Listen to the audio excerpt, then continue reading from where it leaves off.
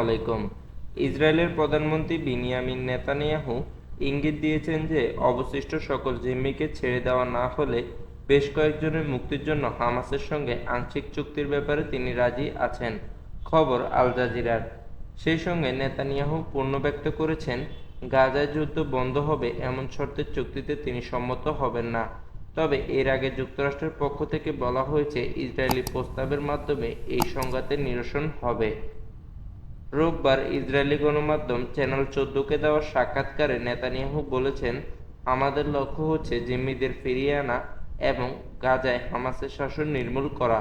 তবে ইসরায়েলি প্রধানমন্ত্রী বলেছেন, গাজার দক্ষিণাঞ্চলীয় শহর রাফা হতে ইসরায়েলি বাহিনীর তীব্র আক্রমণ শেষের পথে। নেতানিয়াহু বলেন, হামাসের বিরুদ্ধে তীব্র দাপের লড়াই প্রায় শেষ। এর মানে এই না যে যুদ্ধ শেষ, কিন্তু রাফা হতে তীব্র পর্যায়ের যুদ্ধ আপাতত শেষ। এছাড়া নেতানিয়াহু জানান, সেনাদের শীঘ্রই লেবাননের সঙ্গে উত্তরাঞ্চলীয় সীমান্তে মোতায়েন করা হবে, তবে সেটি প্রতিরক্ষামূলক উদ্দেশ্যে।